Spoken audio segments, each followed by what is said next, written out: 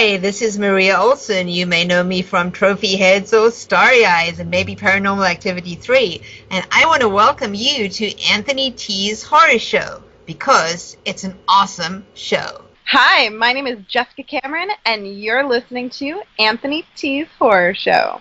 Hey, fellow horror fans. This is Troy Escamilla, the director of Party Night and Mrs. Claus, and you are listening to Anthony T's Horror Show. Enjoy.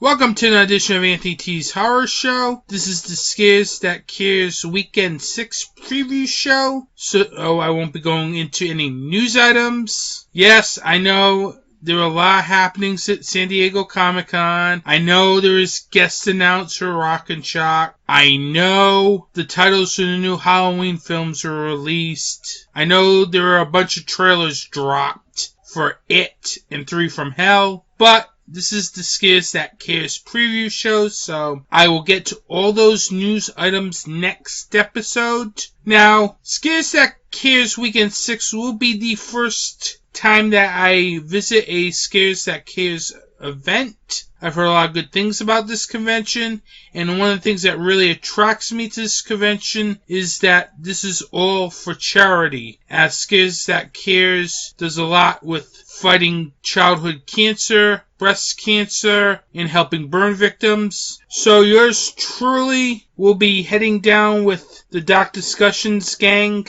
Philip Perrone and Michael Darwin, to Williamsburg, Virginia, August 2nd through the 4th. As this is for a very good cause, definitely go to www.scaresthatcares.org and contribute money. If you're not going to the convention, please contribute at least $1, $5, anything that can help this charity out, as I really think this is a very good charity, as I've seen them a couple times over at Rock and Shock, and they seem to be very nice people, and I like what they're doing. With that, in this episode, I will be talking to filmmaker Patrick Rea about the 2 films that will be showing at Scares That Cares Weekend 6, Rattle and It's Hell Getting Old. Then afterwards, I'll have an open discussion with Michael Darwin from Doc Discussions about the upcoming Scares That Cares Weekend 6 convention. And I'll also have a film recommendation from one of the guests that will be attending Scares That Cares Weekend 6. I'll give you a hint. It's a film that I want Scream Factory to release on Blu-ray, since they're releasing Paramount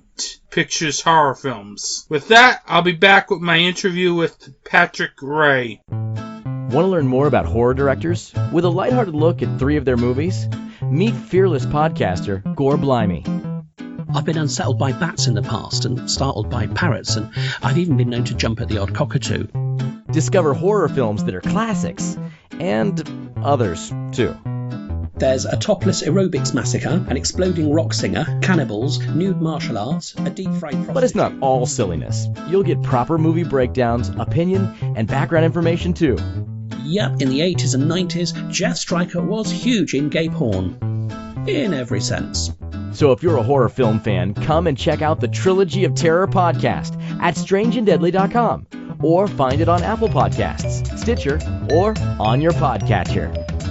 One of those people that has a certain charisma and a certain style, and I'm just hoping one day he'll rub off on me. The Trilogy of Terror podcast, where we try 3 times harder to give you the willies. Welcome back. I'm here with director Patrick Rea. He has directed such feature films such as Nailbiter, which was released by Lionsgate, and Our Bond Demon, which was released by Gravitas Ventures. He has 2 films that will be playing at Scares That Cares Weekend 6. It's Held Getting Old in Rattle. I want to welcome Patrick Rea to the show. How you doing today? I'm doing great. What made you get into filmmaking? I kind of started at a young age. I was actually I grew up in Nebraska, a small town. So I kind of just fantasized about making movies since I was a little kid, growing up in the 80s.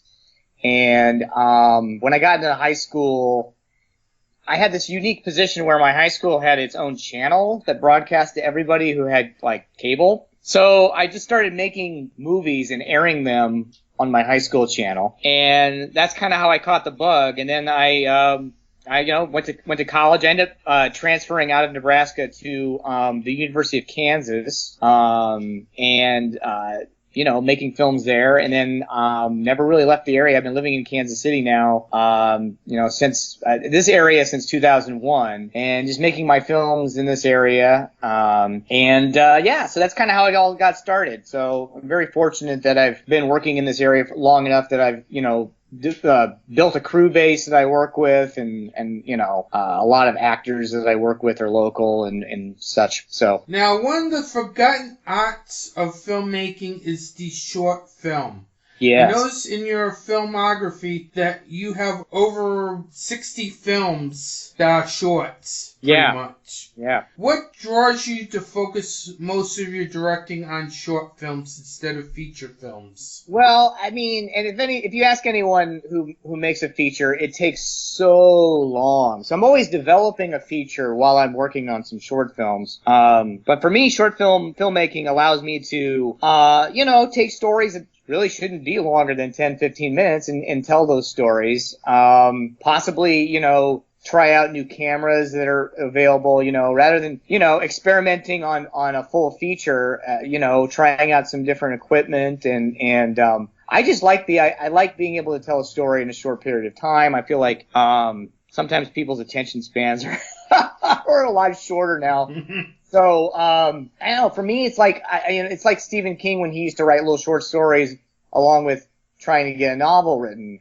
For me, it's like making a feature can take a couple years, and I like to be able to keep my storytelling abilities, try to keep them sharp by making a short film here and there. And I just like making movies, and I feel like, when you do a feature, it just takes so long. It's such a long road that, for me, the short films kind of help me scratch the itch, a little faster, I guess, because ultimately I just want to tell stories. So, what are some of the differences making a short film compared to making a feature film? Well, and it's funny because I'm reminded of that as I'm working on a feature right now. It's like a short film, you've got 3 days. You can usually get people to come on board for 3 days in a row, and you can pay, you pay them, but you don't have to pay them. It just turns into a different scenario when you're thinking 15 days instead of 3. Everybody's got to take a lot of time off to work on your movie when it's a feature, so you have to pay them well, and then you got to figure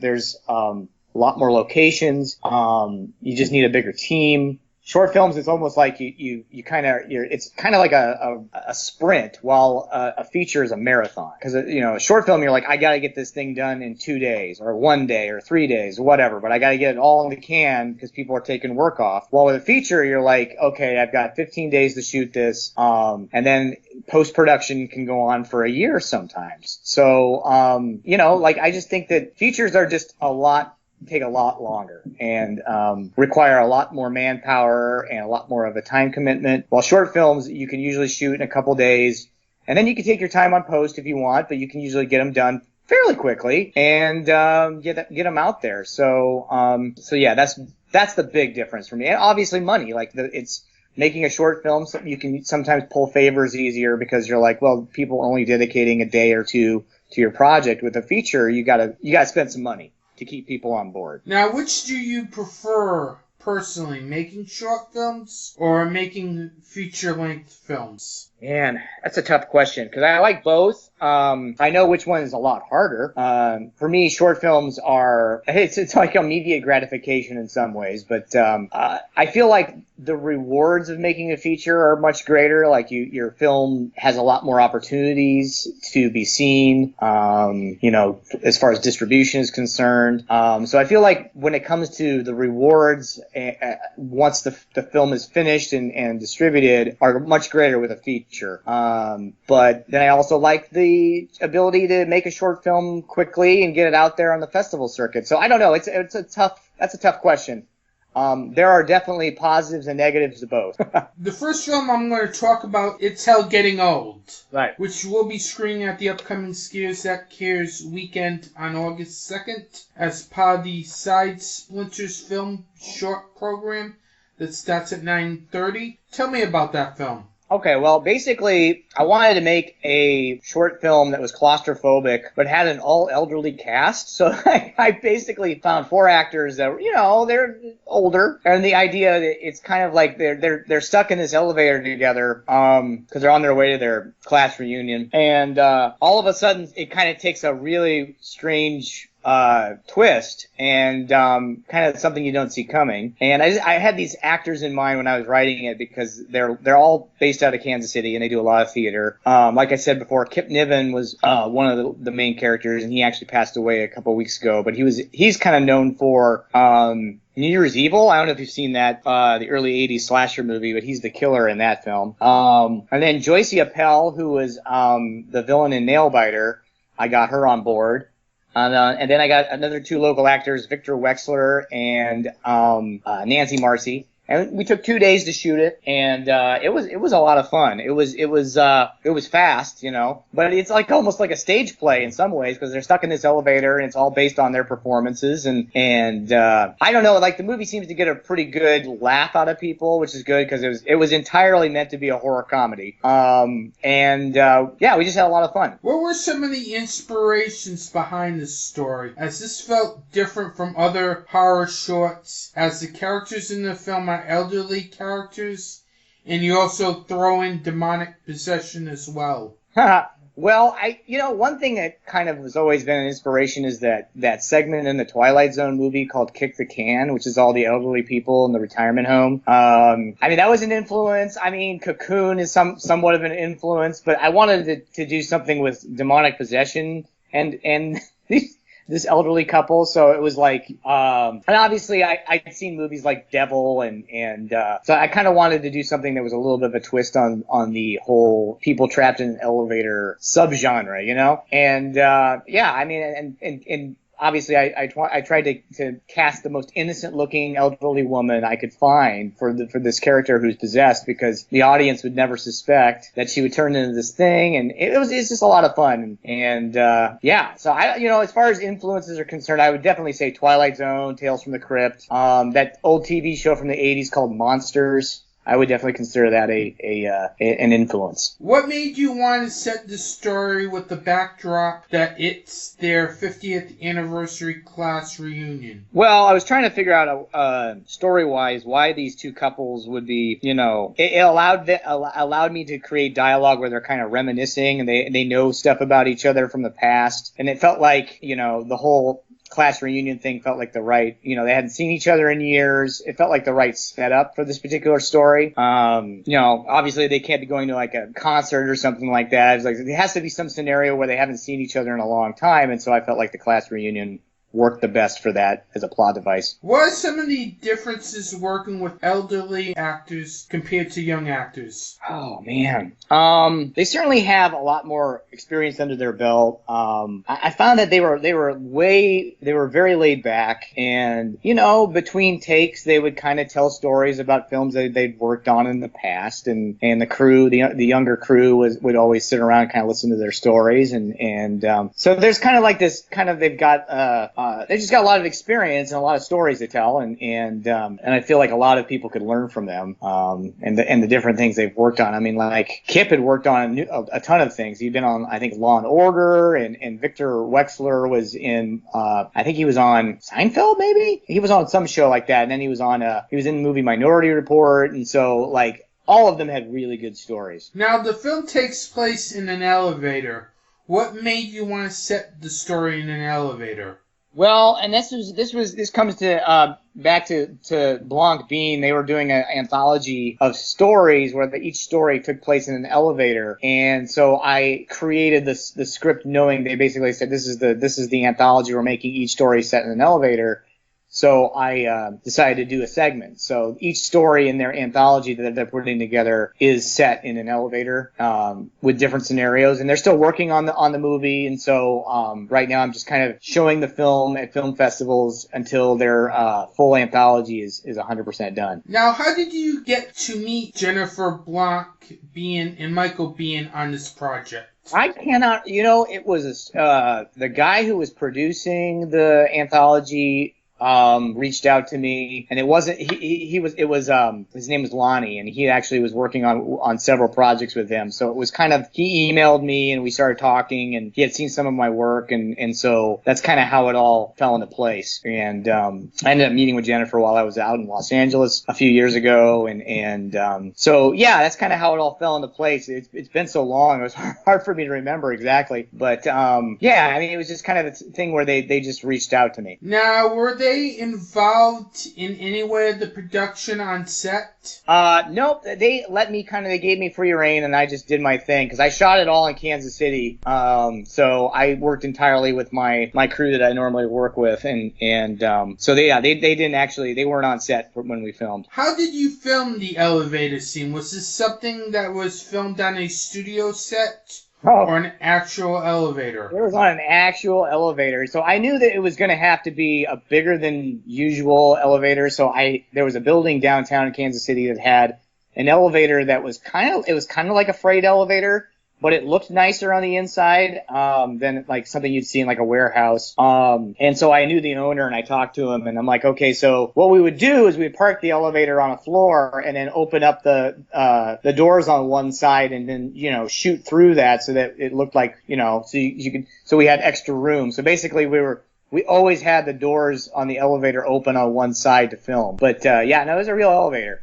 Now, was that a claustrophobic experience? Surprisingly, not really. No, it was fairly. I don't remember feeling that way. I felt like it was. For some reason, every time I make a movie, I have a scene in a bathroom, and so that's way more claustrophobic than this. I think I felt like that was all the scenes I've shot in a bathroom had prepared me for an elevator. And it was a big elevator, so, and we had one side of it open, so it didn't ever really feel like you were trapped. Now, for something completely different, you have another film playing at Scares That Cares. That's part of the Nightmare Fuel program that takes place August 2nd at 6 p.m. The horror comedy Rattle. Tell everyone about that film. Okay, so Rattle is super short. It's like 2 minutes long, and it's kind of one of those things where so I have 2 daughters, and I always wanted to make a little short film where, I mean, if anyone who has had a baby, there's moments where the baby is crying, and you're like, I have no idea why this baby is crying. I can't get this baby to stop crying. What can I do to, make this end? And of course, I always joked with my wife. I said, wonder if they're seeing something that we're not. And that's why the baby's crying. And so the short film kind of plays on that. It's like these 2 parents are trying to figure out why their kid is crying, and and the dad is trying to like entertain the baby, and then turns out the baby is seeing something standing between them that they can't see. And yeah, so, and it's creepy, but then it's also kind of funny. And I use my real daughter Willow as the baby. What made you want to do a simple story like Rattle compared to some of your other films? I mean, it was one of those things where I knew that it would, if I could get my baby to actually react the way that I wanted her to, that it would be something that would play really well at film festivals, because it was short and sweet. By the way, my other daughter Violet is standing right here. She wants to say hi. Say hi. Hi. Okay. Hello. So yeah, no, it was just one of those things where it was a simple idea, and I've seen a lot of short films being made right now that are almost like on Crypt TV or or alter or whatever. They're almost like a minute and a half, 2 minutes, and they're quick and they have a good payoff. And I felt like this one would be that. It was just going to be, I knew it was going to be tricky with the makeup, and it had to be good makeup, otherwise the payoff of the short wouldn't work. So I had a gal named Jackie Butler do the makeup, and it took her about 2 hours. It wasn't really that fast. I mean, it didn't take that long for her. I had a guy named Bob Barber as the guy who was in the makeup. He has been in several of... Do you know who Joshua Hoffine is, the horror photographer? Not familiar. You probably would recognize some of his horror photos, but he's been in... This guy has been modeled in several of them, and so I was able to get in touch with him, and because he lives here in Kansas City as well, and came in and did he just had to stand there and look scary, and he did a great job. But we shot it in my daughter's real nursery and stuff, so everything was there. Like it was like one of those things where I didn't have to find a location. I had the location, and I didn't have to find a baby because I had the baby, so it worked out really well. Now, how long did this take to film? This one took about 6 hours. I mean, if you were to add up all the makeup and it was about 6-7 hours probably. And then, it took me a little bit longer I cut the film myself, and then, got it scored and colored. And then I think we went in and digitally removed his eyes. So his eyes looked completely black because we didn't have contacts for him. And, so I had it put together really fast. And then I just started submitting it to film festivals. It had its premiere at the Nightmares Film Festival in Columbus, Ohio. And then it's been circulating. I think it's played at Horror Hound. It's played at the Bone Bat Horror Comedy Film Fest. It's playing at Popcorn Frights next. It's playing at, like you say, Scares the Care. So it seems to it's getting the rounds, and Fun Size Horror is going to be incorporating it into one of their anthologies coming up as well. So yeah, it's exciting. Now, what made you want to include your wife and your daughter in this film? Well, I knew they would show up. My wife does acting as well. She's been in some of my short films, so that was an easy decision. And obviously, Willow, it was, I needed a baby, and the trick was getting her to smile and cry that whole time. I felt bad because she wasn't ever in the same room with the creature, because I was just like, I don't want to scar her for life. So I'm like, let's just stand over her and kind of make her cry by just making faces at her. Oh no, I can't remember. We might have been holding her bottle, and then like not giving it to her. I'm gonna get in trouble now for saying all that. But she cried on cue, and then we had to actually start making her smile, and so it was tricky. That actually, I think that shoot was a little bit more claustrophobic than even the elevator short film, because the actual nursery is smaller than the elevator. So we were in there with the baby and the camera and trying to get all that shot in a fast. And, you can only film a baby for so long before they're like, all right, can't get any more out of her. Really only had like an hour to get the reactions I needed to get with her. But yeah, so my wife was available. So and then I cast an actor named Chad Crenshaw as basically me. Though I don't think I ever explained the role that way. I never said, "Hey, you're playing me." I just said, "You're playing a dad who's frustrated that he can't get his baby to stop crying." Now, what was it like directing your wife and daughter? I mean, it was easy for the most part. Like, my wife has worked with me enough now that, she gets kind of where I'm going with things. And the baby, obviously, it's not even really directing as much as just trying to get enough on film reaction-wise, just roll until, and then you're like, okay, well, we got maybe a 5-second snippet of her smiling that I can use in the cut, or, okay, getting a baby to cry on cue is actually surprisingly easy. The babies will just cry the whole day if you let them, so it's like, okay, we'll just film the baby crying, get enough of that footage, and then it was like, okay, now let's get her to smile and laugh and coo, and that was a little trickier, without looking like she's looking right at the camera, because you have to make it look like she's, looking off camera at this thing that's standing where, looking at her. So that part was a little trickier. Now, besides the upcoming screenings of Rattle and It's Hell Getting Old at Scares the Gears, what are some of the upcoming screenings for the film? I think, I'm not really sure. Rattle is going to be playing. I don't have another screening lined up for It's Hell Getting Old, but I do have another one for Rattle, and that's Popcorn Horror. And I think it's around this, and that's in Florida, and I think it's the same week.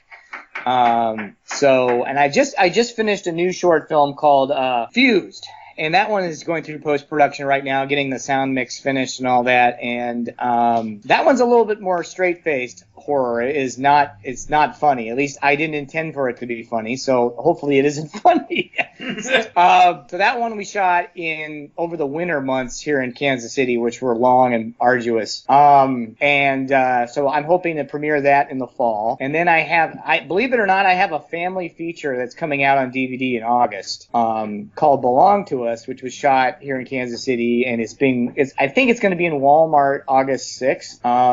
So that's coming out. And then I told you earlier I'm shooting a feature starting on Thursday, 15 days, and it is the opposite of a family film. It's a female werewolf revenge movie. So it's kind of it's going to be fun. It's going to be a lot of fun. We're getting everything lined up, ready to go, and then we shoot for 15 days, and hopefully it doesn't get up to 100 degrees, 110 with the humidity if we're not. Now, who's going to be starring in that film? I have an actress. Her name is Kristen Vaganos, and she you have to look her up on IMDb. She's fantastic. And she's playing the lead character. And then I have a lot of local actors that I've also cast. Kristen's out of Los Angeles, so she's flying in tomorrow. And I'm really excited about it. I have my usual production team on board, and hopefully we'll be wrapped by the end of July. So. Finally, where can anyone find you on social media or on the web? I am most easily found if you just look up. I've got 2 Facebook accounts. I've got one for just me, just my normal friends list, but I'm almost getting close to 5,000. But then I have a Patrick Rea director, writer, producer page that you can find me on Facebook. So mainly Facebook. If you look me up, you can probably find me pretty easily. Patrick Rea, last name Rea. Yes, feel free to send me a message or a friend request. And do you have an official website? I do not. I mean, I've been going through my social media mostly as my official website. My wife keeps telling me I need to get an Instagram account, and I haven't done it yet. So. Trust me, I've gotten an Instagram for this show. So. Yeah, I know.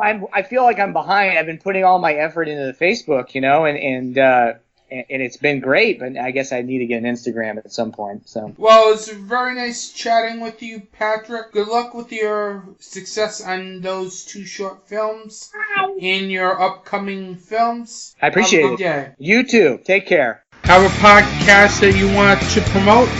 Well, if you're interested in swapping commercials, you can promote your show here on Anthony T's Horror Show, and in return, I will promote your commercial on my show as well. For more information, contact me at anthonytshorrorshow@gmail.com.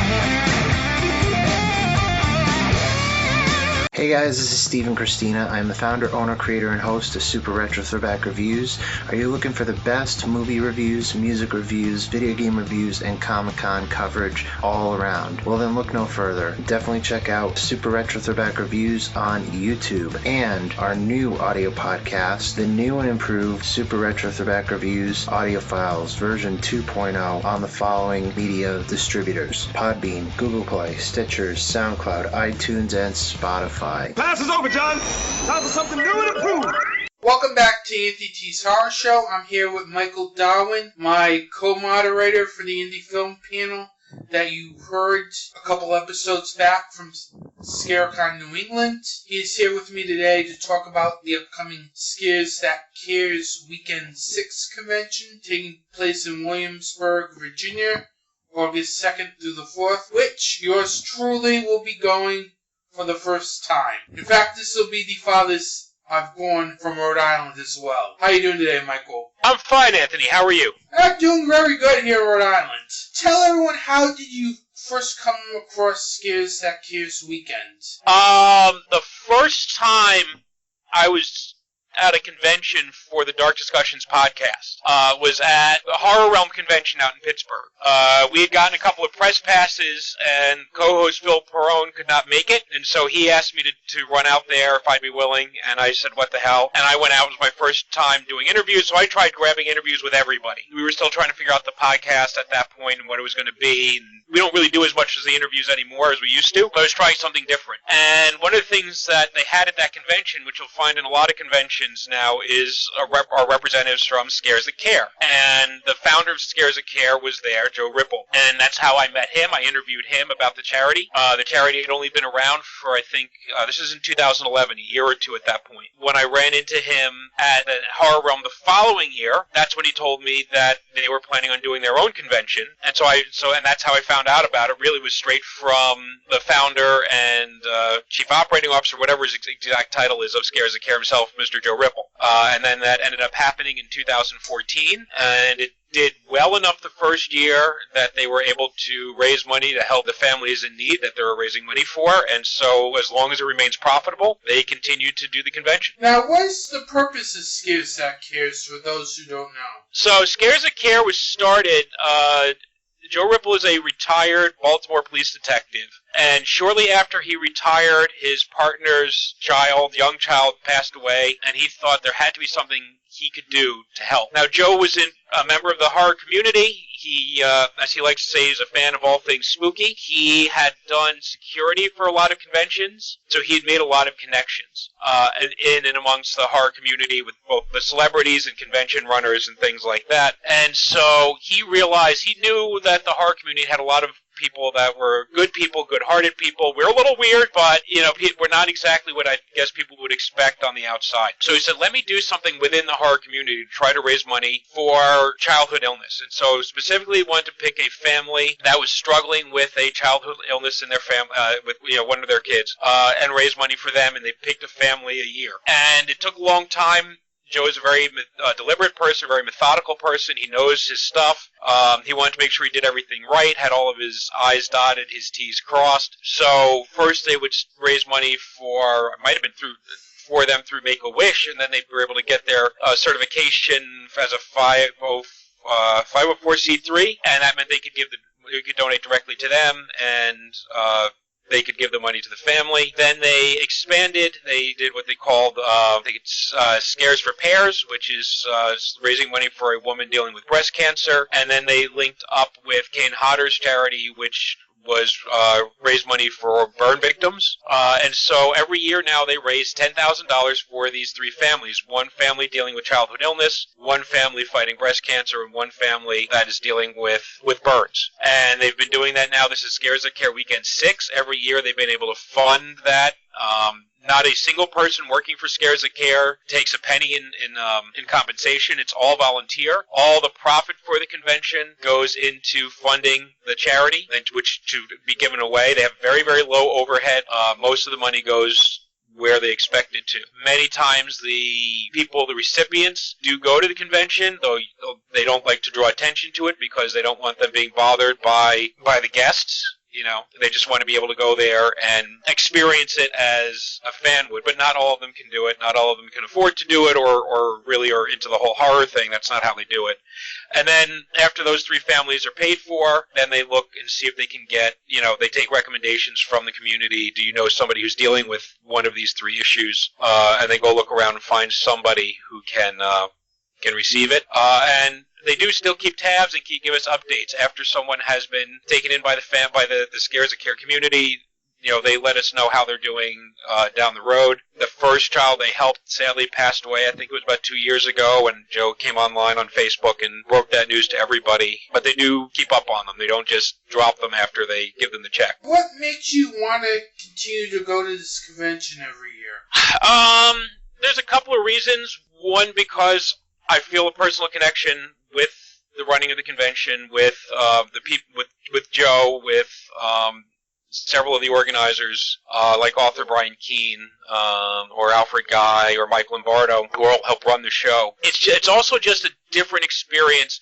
I don't like massive conventions like Monster Mania, where it feels more like you're being herded like cattle. There's so many people there. Scares That Care is a relatively small convention of a couple of thousand people over the weekend. But it's also a little different because everyone is there for the charity, or just about everyone is. And so that always takes priority. People are aware of that. They do a lot of fun things to raise money for the charity, whether it is they have a 5K race, they have a silent auction, they have Joe's infamous brawl walk, which he does on Saturday night. As he dresses up. It originally started as a brawl.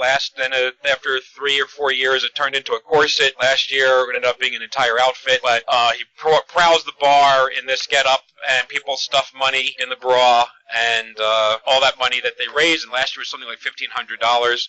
Ends up going to the person fighting breast cancer. And you've been to enough conventions, you start knowing the people there and getting to know them well. It's the fact that I know where the money's going. There are certain conventions, and I won't mention them now, that were expanded too quickly. They didn't keep track of their money. Maybe they had trouble paying guests. So there's a certain convention right now where a lot of celebrities have sworn off ever doing that convention because they're not getting paid. And that doesn't happen with Joe. He doesn't get great big guests like, say, Robert Englund or Bruce Campbell, because honestly they cost a lot of money. And he'd have to make promises to them he can't guarantee, because, again, the main idea is keeping an eye on the raising money for the people who need it. So, like I said, I just enjoy it a lot. It's a small convention. It's a very intimate convention. Everyone is there and is aware of it, including the celebrities. Some of the celebrities will knock their prices down a few bucks from what you would see at another convention because they know it's for a good cause. Many celebrities donate money.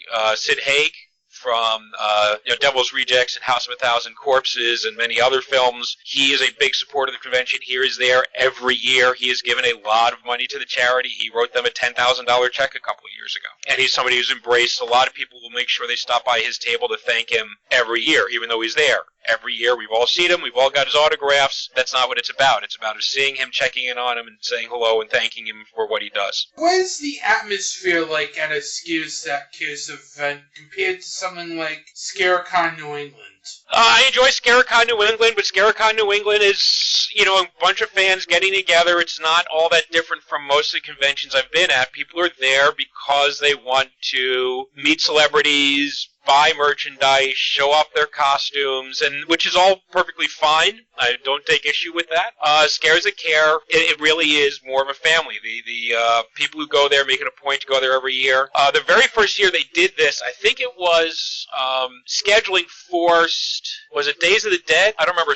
There was a convention that moved itself on the calendar right opposite the first Scares That Care weekend. And it was one of the bigger horror conventions. And whatever it may be. So basically everybody ended up going to that instead of going to the Scares That Care one charity weekend. And that hurt.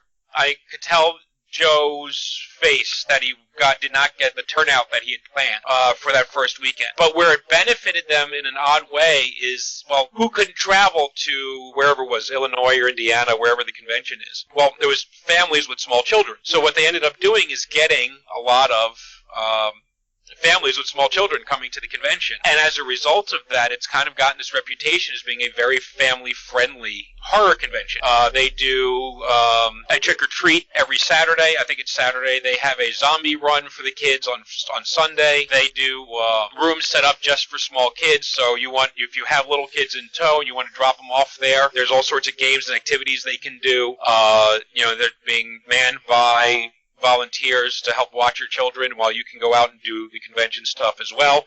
And everyone tends to be very accommodating to that. So it's just that being that family friendly is also an interesting thing. It's not, I wouldn't say it's a huge difference in that. I mean, they love to party. They drank the bar dry a couple of years ago. They drank every last drop of alcohol on Saturday night that the bar had in stock. The hotel just didn't anticipate it, right? And this has been something, it's been at the same hotel, the Doubletree Hilton in Williamsburg, Virginia, has hosted it every year. And they've been very, very accommodating. They make sure everything is going well. They are very, very pleasant. I don't know if it's this case of Southern hospitality or just that particular hotel. The hotel staff will dress up for the weekend, in addition to decorating the hotel. They changed the bar menu to have horror-themed food items available. It's the same fare, just like instead of your normal chicken wings, it would be Captain Spaulding's chicken wings or something like that. So just those little efforts are nice. But the hotel sold out in like 20 minutes this year.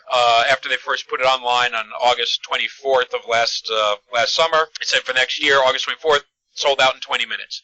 Previously, I think previous year it sold out in about an hour. Before that, it had been selling out in a week. It's just the people that go there really love the charity. They support the charity. We know where the money's going, right? If you give your money to a charity, and I do not mean to denigrate any other charity out there, but you give your money to a larger charity like, say, the Red Cross or United Way or what have you, and they all do great work. I'm not denigrating them, but you literally know who it is that is getting that money if you donate to Scares That Care. You know who's handling the money, that you know the names of the people that run the charity, you know the people who are going to be handed that money, you know you have their names, you have a rough idea of where they are in the country. You see them, give them that money. In some cases, you might have met them at a convention. So it's got a more direct connection. So it's a thing that helps you celebrate your fandom, but also makes you feel like you're doing good at the same time. What are some things that I should expect, or some first-time people should expect when coming to Scares That Cares? Well, there's stuff that goes with every convention, right? Which is that there's too much to do, to experience in the 3 or 4 days. Officially, the weekend is the 2nd, 3rd, and 4th. Unofficially, it starts Thursday night on the 1st. And this is something that started a couple of years ago. They do a pool movie at the hotel pool, if weather allows. One year they did Jaws, and the next year they did Piranha, and then the next year they did Jaws 2. This year, they're switching it up and doing The Thing, because we've got a lot of guests from John Carpenter's The Thing at the convention. So that's going to be there on Thursday night. But you have your films that you apparently just talked to. Who was you just talked to about that? Patrick Rea. Patrick Rea, okay. Yeah, he has a couple films screening at the convention. Okay, and that's run by Mike Lombardo, who books the film track, who did I'm Dreaming of a White Doomsday, and I know you talked about that film with him a few months ago. You have your authors track. Now, the author panels and everything is set up is something else I think that's a little different from a lot of the conventions. There are a lot of authors there. This is run by author Brian Keene. Brian Keene gave up his table to put more authors there. He doesn't sell anything there, but he runs everything. He brings all the authors in. They have readings by the authors. They have panels by the authors. Some of the authors there, probably the most well-known name right now is Jonathan Mayberry. But you also have Josh Mallerman, who wrote Bird Box, Maurice Rados, I don't know how to pronounce his name, C.V. Hunt, Rath James Wright, Patrick Lacey from formerly of the Dark Discussions podcast. A lot of others are there. So, and they're treated just as any other celebrity is. They got their own, in the celebrity room, they've got all the writers set up as well. So you can meet them, talk to them, buy their books and get them signed or talk to them for advice. You have your Q&As with celebrities, you have your typical signings, you have your dealer's room. Actually, you have a downstairs dealer's room and an upstairs dealer's room. And then out in the main lobby, running through Friday and Saturday, is a silent auction. A lot of people donate things. And I know when Joe runs a convention or works a convention, he often gets a lot of autographs from celebrities that he can raffle off at some point. Unique Scares That Care merchandise always goes well.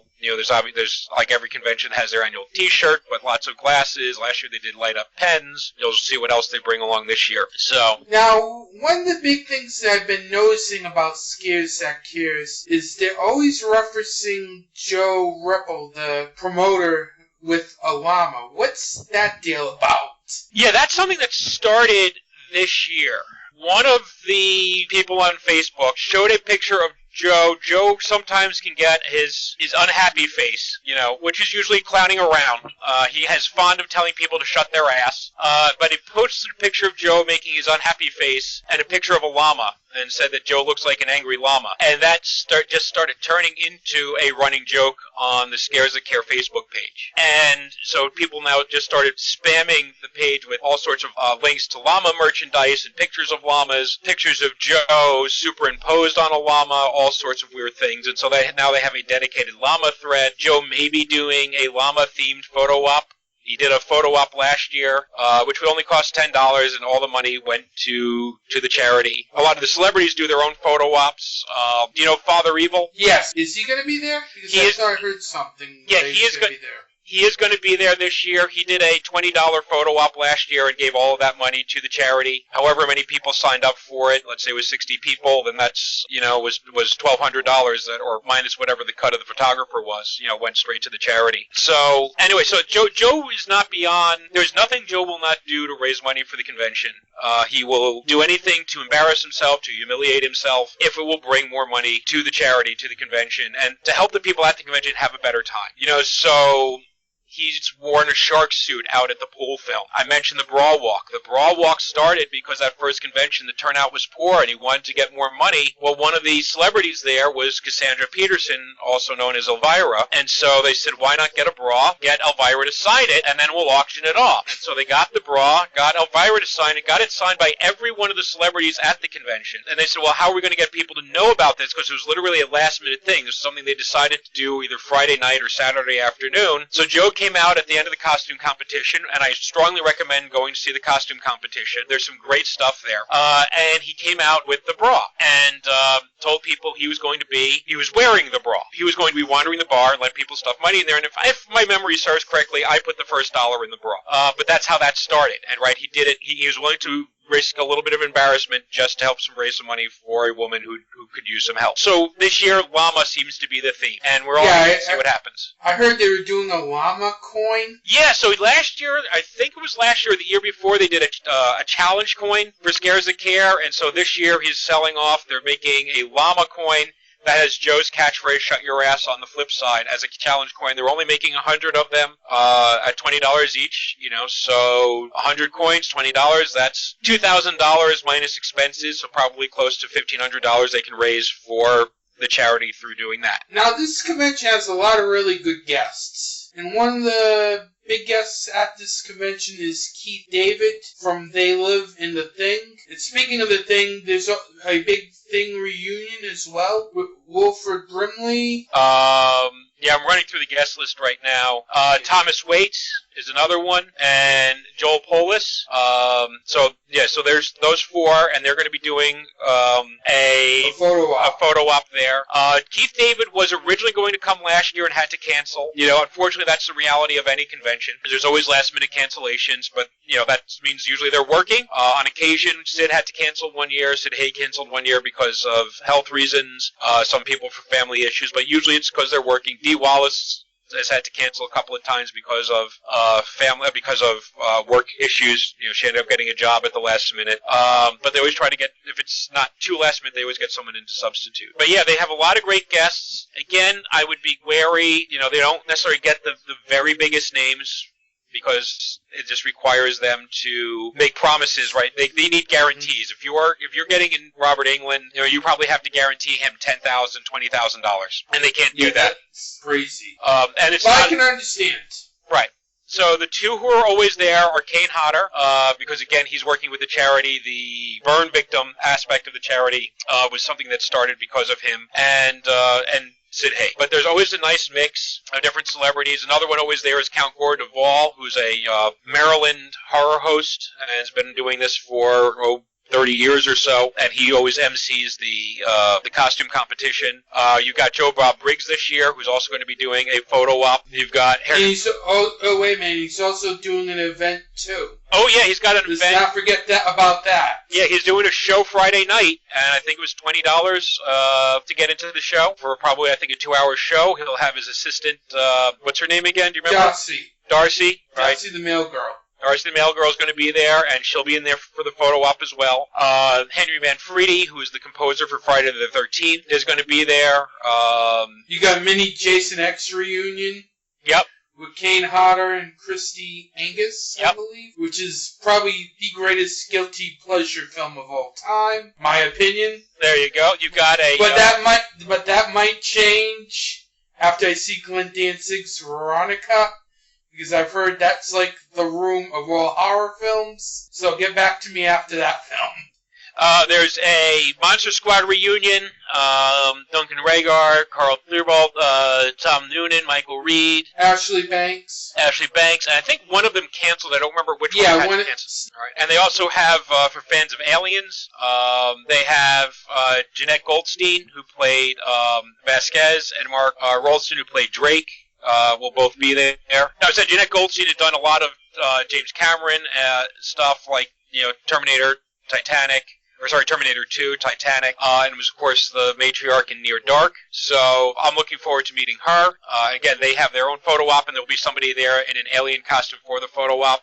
One thing I really like about the lady who does the photo op for the conventions, and sadly, it's just killing me because I can't remember the name of her company, is that she does customized backgrounds for the photo op. So you take in, instead of, how most photo ops, you have the white screen? Yes. With just the repeating logo over and over again for the convention or whatever it is. So she usually does custom backgrounds. So, like last year they had Costas Mandalore, we were talking about Saw before we started recording, had a professional photo op, and so there was a backdrop of, a green screen backdrop of, of an abandoned warehouse. For Sid Haig was, sort of a hellish carnival in the background. They had a Sons of Anarchy photo op, so you had sort of a desert backdrop for that. So you get a customized backdrop, which is always a really nice, touch. I'm just looking it up. It's Patrice Kennedy Murillo, I know, is the woman who does it, and I'm trying to see what the name of her business is. And it's really embarrassing. I should know for anyone who's interested. So anyway, so that's something I'm looking forward to. And again, they also have a Captain Spaulding photo op at this convention. Yes, very neat. Right, and this is the second time he's done it there. Indulge Images is the name of the company that does it. So if you know anybody who does a convention that's looking for a professional photographer, I highly recommend Indulge Images. But right, so Captain Spaulding, Sid Haig is there in makeup for the second year in a row, and I know he had a hell of a long line last year. I'm hoping he has a similarly long line this year. And again, I might actually get that photo op. Yeah, well, because then you could put it up with your Art the Clown photo op. Yes, that would be something. Another photo op I think we missed was also Sarah Butler's photo op for I Spit on Your Grave, the remake. Yep. She's having one too as well. We don't want to forget her neither. That's true. And if you look at these films, you obviously have Monster Squad, The Thing, and Aliens, which are all from the 80s. But Captain Spaulding is, more recent. The remake of I Spit on Your Grave is more recent. They try to hit a lot of different periods. They don't just focus on one aspect of horrors or what have you. A lot of it just depends on the celebrities who can agree to come and what their schedule is, and who's willing to do a photo op. I did the X-Files a couple of years ago. They had a photo op with William Davis, cigarette-smoking man, and the actor who plays Skinner, whose name is escaping me. Mitch Pileggi. Yeah, so they had them. So, again, they'll have a variety of guests. They don't just cater to one particular thing. This year it happens to be very heavy on 80s horror. Which is a good thing.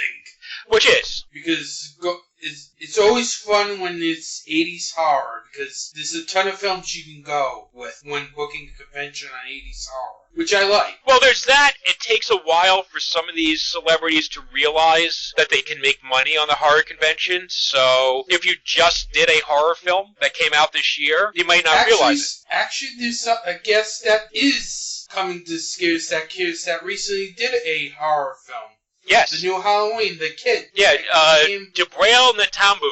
I apologize if I butcher his name, but he was the young child being babysat around the middle of the film, which was, for a lot of people, a highlight of that film. And another thing that we forgot to mention, that this will also be the first convention appearance for Leah Bedlam from The Shining as well. Right, she was the naked lady in The Shining. Well, and how old is that film now, right? That film is 39 years old, and she's just getting around to making her first convention appearance. I never watched The Shining until last year, after seeing that scene in Ready Player One, when they go into The Shining, the main characters. Yep. I had to see what this film was about, because how Spielberg made it kind of one of the focal points of the film. So, and that was, after you. No, go ahead. It was like a great sequence, seeing that, the whole thing with the blood coming out of the elevator, and of course the craziness that happens out in the garden. Yep. Really drew me to want to seek that film out.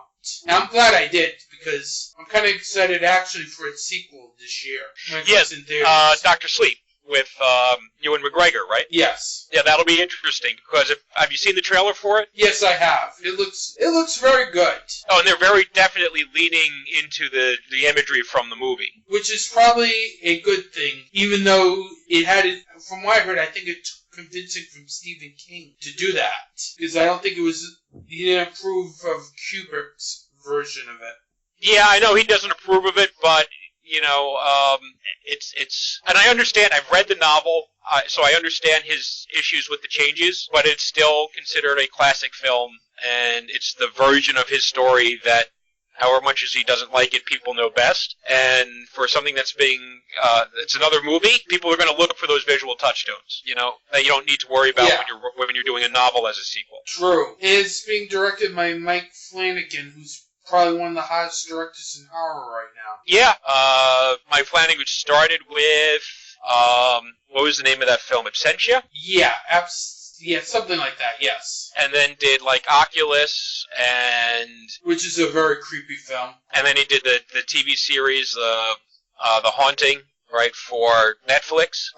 Yes, I think The House on Haunting Hill or something. Right. I don't know. Something like that. And the Home Invasion film. I'm blanking on it now. Gerard's Game? No. It was with the deaf woman. Hush, I think. Hush, right. So, and Ouija 2, right? Didn't he do Ouija 2? Or End of Evil? I think he did that as well, but I didn't even bother with the first one, so I didn't bother with that one. Oh, apparently he was the editor on Gerald's Game. Oh, okay. Was he also? That's why I was thinking Gerald's Game. Oh, no, he also directed it. I didn't realize he directed it. Okay. So, looks like an exciting film coming out. Yep.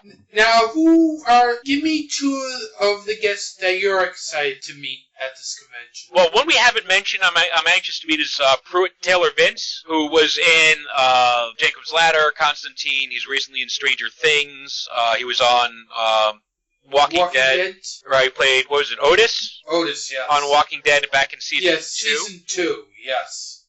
So he's an actor that I've just always liked, as a character actor. I've never met him, so I'd like to meet him. And then just, probably the top of my list would end up being, would be Keith David. Now, for me, one of the people that I've been wanting to see ever since the Shudder show is Joe Bob Briggs. And I almost did it when he came to New Jersey, but never had the time to go there. So I can't wait to meet Joe Bob Briggs because I think his show is great. It is really something for a show like The Last Drive-In to be successful on a streaming service in this day and age where everything is thrown together all at once. And the other one I'm really looking forward to meeting is Wilford Brimley, because I really think he's one of the greatest character actors that we have. He's done some really good films such as The Firm and Cocoon, so I'm really excited to meet him for the first time. So I really can't wait to meet those two. And also, finally meeting Father Evil after hearing everything about him. But by the way, if anyone's going or is interested in going, if you want to buy the photo op, if you want to buy tickets, they have their website, scaresofcareweekend.com. Scaresofcare.org is about the charity itself, so you can go to that website. But for the convention itself is scaresofcareweekend.com, and there will be links to go buy the tickets for anything you're interested in, for the prices. One nice thing that Joe does, if you go to the Facebook page, the Facebook group, Scares of Care Weekend, Charity Weekend Facebook group, he does have a thread with the prices of the autographs. Or for the celebrities, so what are they charging for an autograph? What are they charging for a selfie? What are they charging for, the combo?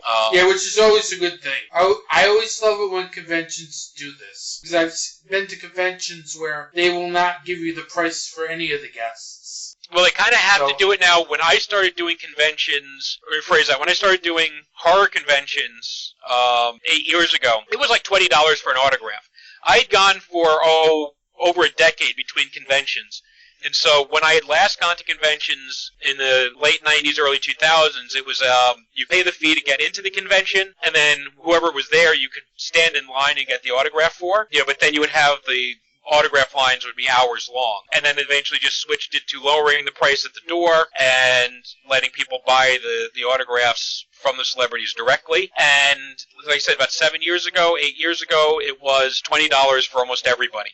If you had a bigger name, it might have been like $30, $40, maybe $50. Now everybody is, very, very few people are 20.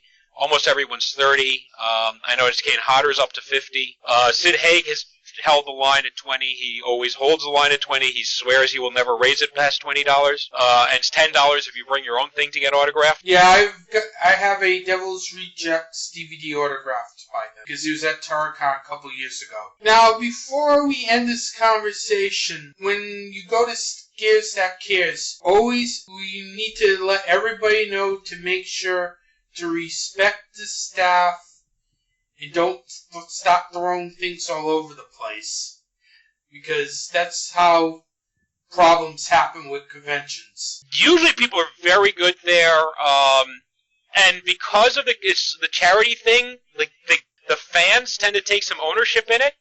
And if they see somebody kind of disrespecting the hotel and leaving trash outside, a lot of fans will say something and complain about it. I know that there's been issues with the hotel, saying you have to make sure there's enough garbage outside for people, because if you get a lot of people standing outside the door smoking, those cans can fill up really quick. And the hotel really goes out of its way to help people out. They're always very polite.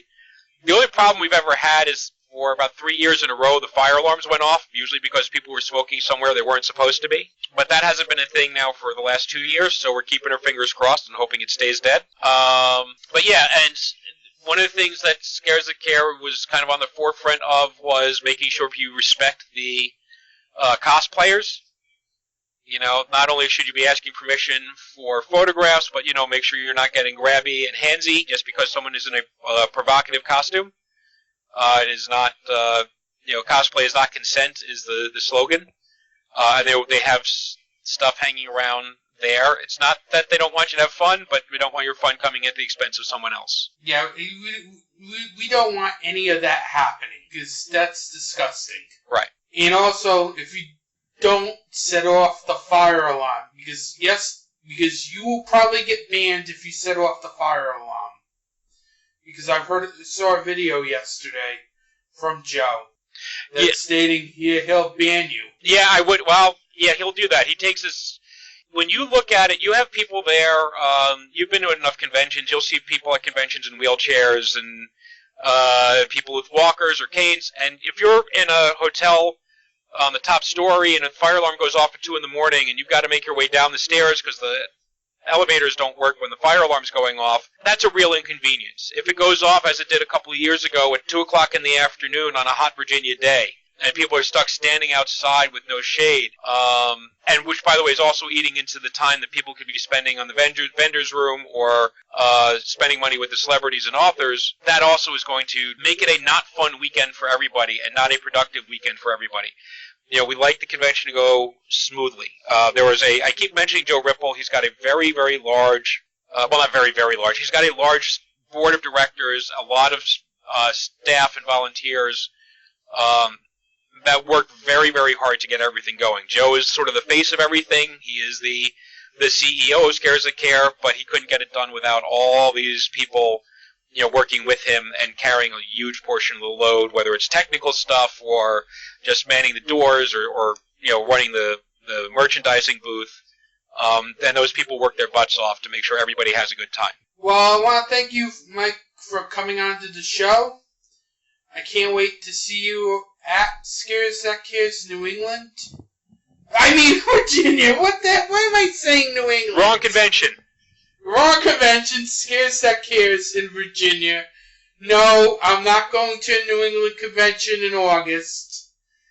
It's in Williamsburg, Virginia, not in the New England area. Can't wait to be up there with Phil also, so. Yep, it's Williamsburg, Virginia. It's officially August 2nd, 3rd, and 4th. The event really kicks off Thursday, August 1st, with the thing showing at the pool. You are right next to Great Adventure, I think it is. Amusement park. You can see the roller coasters from some of the hotel room windows. It's probably within walking distance if you don't mind the Virginia heat. So if you want to make spend a few extra days there and hit up the historical Williamsburg or go ride the roller coasters, you can do that too. Well, I want to thank you for coming on to my show. Oh, Michael, one more thing. I just forgot. Yeah. Where can they find you? What podcast? The podcast. So they can find me sitting on my couch right now. They can find me on the Dark Discussions podcast or on the Dark Discussions podcast Facebook group. And you can either find it on Google Play, on Stitcher, on iTunes, any place you Spotify, any place that does podcasts, you can find Scares That Care. Dark Discussions. Sorry, first day of summer school. My brain's a little fried. No, I've been going crazy today with all this news. So you can find us there. And there's also the Dark Discussions website. We have, if you count all the spin-off podcasts for Game of Thrones and Westworld and American Gods, there's over 400 episodes for you to listen to free of charge, and we please invite you to listen in, and if you enjoy, subscribe. If you don't, let us know why, what we can do to improve. Well, I want to thank you for coming on to the show, Michael. Have a good day, and I'll see you in Williamsburg, Virginia. I will see you there, Anthony. I'm looking forward to it. I'll be happy to welcome you to the family. Well, thank you, and have a good day. You too. Besides Anthony T's Horror Show, you can also listen to these other fine podcasts on the Dark Discussions Network. Dark Discussions, hosted by Phil Perrone and Michael Darwin. You Know Nothing, Jon Snow, a Game of Thrones podcast. Bullets, Brothels, and Bots, a Westworld podcast. Halloween Boutique, Psychotronic Reviews.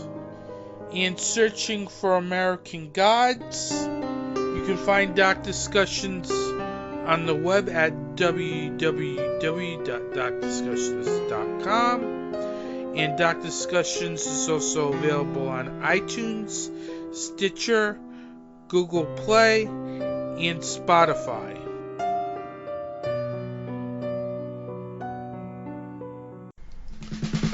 You can find Anthony T's Horror Show on social media on these platforms. Facebook at Facebook.com/Anthony T's Horror Show. Twitter at www.twitter.com/Anthony T's Horror. On Instagram at www.instagram.com/Anthony T's Horror Show. On YouTube at www.youtube.com/Anthony Thurber. And you can find Anthony T's Horror Show on the web as well at anthonytshorrorshow.blogspot.com.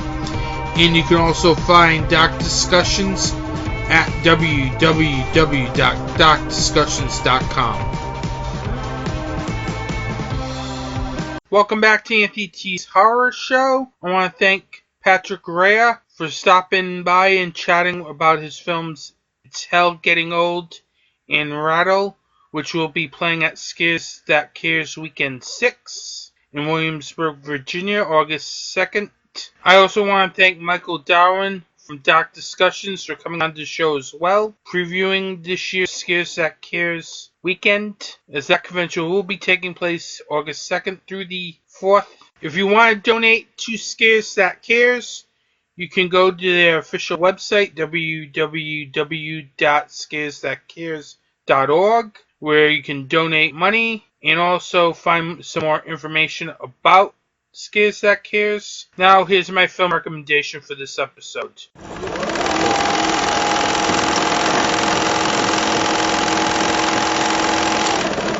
Now, for my film recommendation this episode, I wanted to focus on a film from one of the guests at Scares That Cares Weekend 6. And it's also a film that I was not happy to see not get a Blu-ray release when the official San Diego Comic-Con announcements for Scream Factory were announced. as there was a rumor going around maybe a couple days before San Diego Comic-Con where Scream Factory announced some Paramount titles that they will be releasing in the upcoming months. I was not happy that April Fool's Day did not get a Blu-ray release from them. I'm hoping in the near future that Scream Factory does a Blu-ray release of this film, because I really like this film a lot.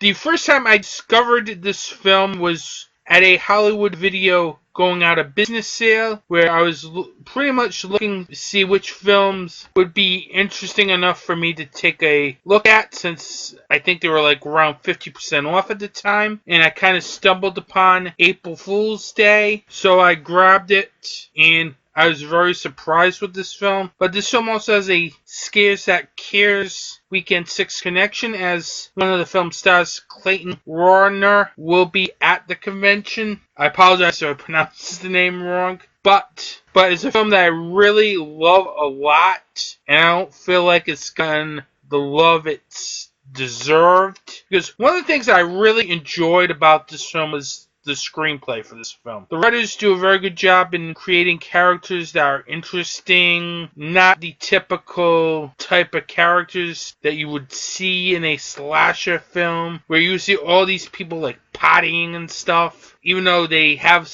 that to some degree, there's also a serious tone to them, which I liked a lot. But what makes this film very good was the fact that this film is very ballsy in the way it chooses to end the film. I'm not going to talk about the ending, but it's still to this day one of the ballsiest endings to any horror film out there. The film also has some very good performances from Amy Steele and Deborah Foreman. Fred Walton's direction was also very good. I like how he does a very good job keeping the action moving, whether it's the way he directs his cast, to the way that he makes sure that it has a fun tone to it, while also having a really suspenseful tone, as it does a really good job at being unpredictable, which is very good for a horror film. I like films that are kind of unpredictable, and I have to say the ending to this film was one of the most unpredictable endings to a horror film, period.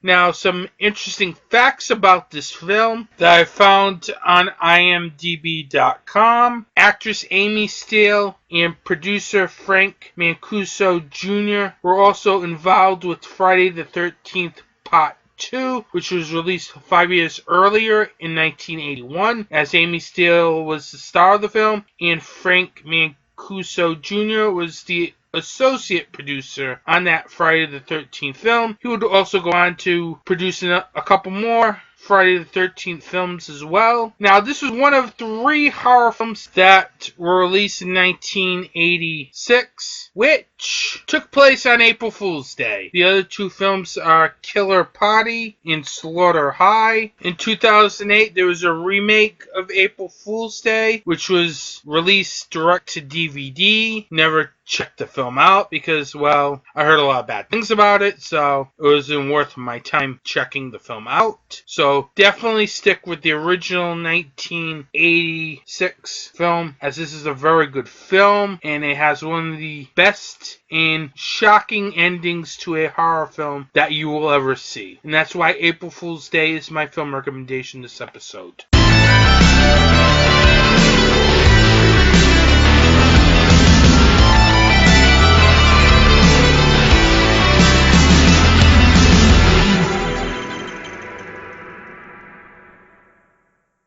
Now, on the YouTube channel over at Anthony T's Horror Show on YouTube, I recently did another edition of Anthony T's Uncensored, where I talk about the whole fiasco between the Saska sisters and Twitter. And just to say, I'm not very happy with Twitter, but I'm going to make you go to the YouTube channel to check it out, because if I start talking about this now, I'm going to start using bad language, and I don't want to do it this episode, especially since this is a Scares That Cares preview episode. So you're only going to hear this rant over on Anthony T's Horror Show on YouTube. You can go to youtube.com/Anthony Thurber, THURBER, to listen to my rant about it. I will have another edition of Anthony T's Horror Collection next week. Originally it was going to be this week until the whole Saska sisters in Twitter situation happened, and I wanted to do that as the exclusive video content for that week. So Anthony T's Horror Collection will be up early next week. On my next episode of Anthony T's Horror Show, I've got a ton of news that I have to get off my chest.